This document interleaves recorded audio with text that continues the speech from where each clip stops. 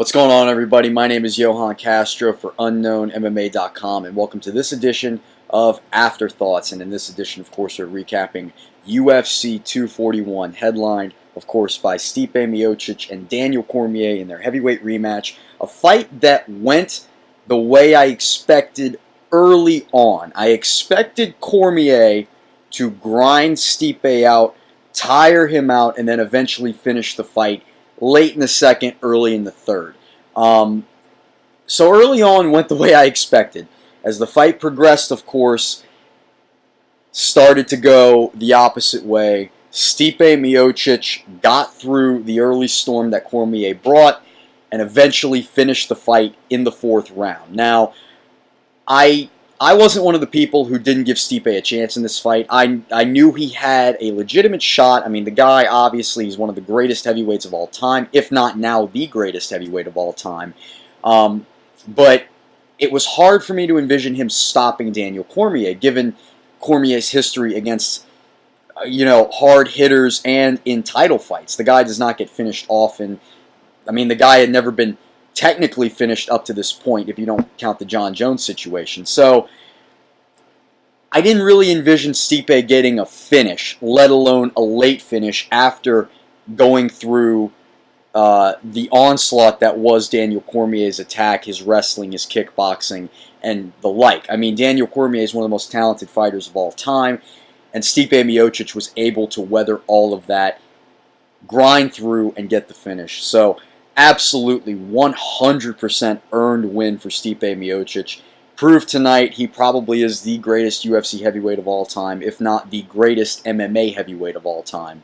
And going forward with Stipe, I think the only fight now to make is Francis Ngannou. I think you have to make that rematch. I know we've seen it once already.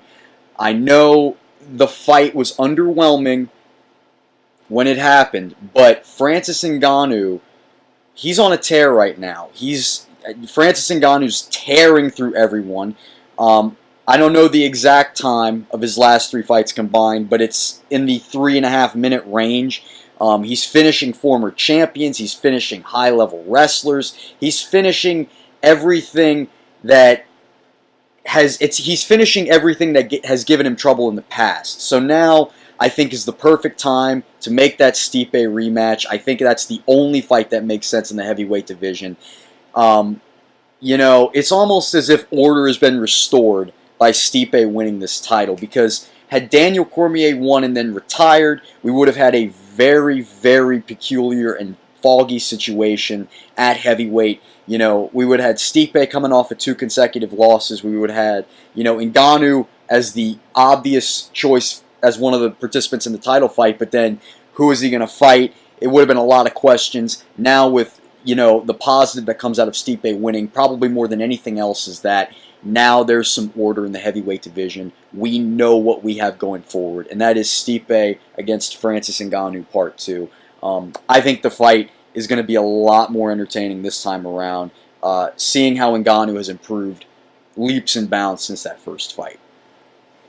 Now, as for Daniel Cormier, on the other hand, I mean, he's in a very, very interesting position, to say the least. I thought had he won the fight, he should have retired. The fact that he lost the fight now makes it, I think, that much more clear. And listen, this is not a cut on Daniel Cormier. I'm a big fan of Daniel Cormier. He's one of the greatest mixed martial artists of all time, in my opinion. If not, I mean, he and John Jones are 1 and 2 from me. But for Daniel Cormier, he really doesn't have anything else to prove. Had he held on to the heavyweight belt, I would have said, well, let's do that trilogy with John at heavyweight, see who really is the greatest of all time. But now that he doesn't hold that belt anymore, I really don't see a reason for him to continue to fight. He's an outstanding commentator. He's one of the best. He's got a great gig with that. He's a high school wrestling coach. He clearly has a passion for doing that. He's a coach at AKA. The guy has just so many different, interests that he has outside of the octagon.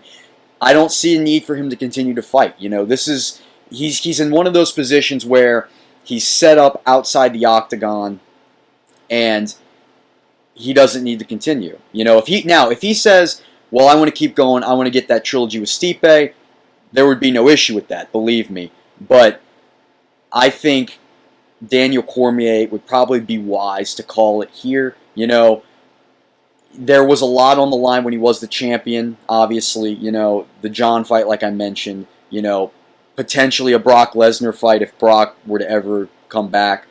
But I think the best for DC would be to call it now. Become a full-time commentator, become a full-time high school wrestling coach, live the good life in Gilroy, California, and just ride off into the sunset. He has plenty of money. Daniel Cormier, he was a great champion. Nothing but respect for Daniel Cormier. And I'll respect whatever decision he has going forward. Now, the co-main event of the card was the most talked about fight on the card. ESPN was promoting it as if it was the main event, which I found laughable, but I get why. It's because Nate Diaz came back, fought Anthony Pettis, and fought an absolutely brilliant fight. Looked incredible the entire time, never was really troubled, walked Pettis down, took him down at will, controlled the action for 15 minutes, multiple times when he went for the finish, didn't get it, but did win a dominant decision. Now, the UFC, I'm hesitant to call Nate Diaz a star because I don't consider him on that same pedestal as a Conor or a Ronda, but I do consider him to be a figure that they can push going forward, similar to how Jorge Masvidal has just become one since knocking out Ben Askren. Now, Nate did call out Jorge after that fight. I would rather see Masvidal fight Leon Edwards personally, but if they make that Nate Diaz fight, I wouldn't really have a complaint to it. I think they're both becoming needle movers. I think Nate already is. I think Jorge's on his way to becoming one. And it'll be interesting to see what they do with him going forward, because when he beat Anthony, now all of a sudden the rankings are going to get crazy. They're going to get wild. You know, Nate's going to be ranked in the top 10. And, I mean, who the hell knows? You know, with his name value, with what he's accomplished in the octagon, you know, with his loyal contingent of fans that always watch him and are always cheer for him, it'll be interesting to see what they have for him. The Jorge fight makes sense. I think a Conor trilogy fight makes a lot of sense as well. A title shot would be ridiculous. Get out of here with that. But Nate Diaz being who he is, I think he's now gotten in a position where, you know, he's back and the UFC is going to push it. And you're going to continue to push him forward and going to continue to promote him as the second-tier superstar he kind of is. Now, I'm gonna go quickly with Anthony Pettis here. I think Pettis needs to move back down to lightweight. He looked really, really outmatched in that fight. Technically, he's more skilled than Nate Diaz is, 100%. But he was just, the size was just such an issue in that fight. And I think Pettis, I think he's a 155er at heart. He needs to go back down and try his luck there again. Now, the best fight on the card, like I called it in my article, Yoel Romero and Paulo Costa. Now, I scored the fight 29-28 for Romero. I'll be honest here.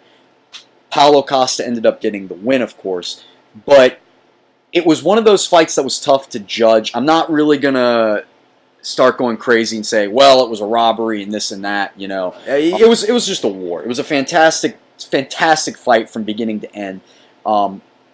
Yoel Romero, you know, he gassed out early. Paulo Costa looked to gas out early. Controversial, yes, but I think it has now, you know, we have a little bit of balance at middleweight now. Paulo Costa is the next contender after Whitaker and Adesanya fight. And as for Yoel Romero, I think he's still one win away. I think he gets a big win in his next fight, perhaps against Derek Brunson, who won earlier on the card. He's right back there. Great fight. It's what I expected. Fantastic fight. And then the last topic we're going to tackle here, Cory Sandhagen. Fantastic performance from him. Neutralized Rafael Assunção, the OG. That was a fight going in. A lot of people picked Sandhagen to win, but we didn't really know how he would look against a veteran like a Sun Tzu. You know, how is a Sun Tzu going to approach the nifty striking style Sandhagen brings, the very dominant Cruz-esque attack and footwork that Sandhagen possesses? And Cory Sandhagen looked fantastic. I mean, he really looks like a future champion. He's going to be top 5, you know, when the new rankings are released. I wouldn't be mad seeing him fight Aljamain Sterling or Marlon Rice next. I mean, he's a fantastic fighter. He's a fantastic kid, and he just looked incredible. Can't wait to see what's going to happen with Cory Sandhagen moving forward. But anyways, guys, thanks for watching this edition of Afterthoughts. Hope to see you next time. I'm Johann Castro.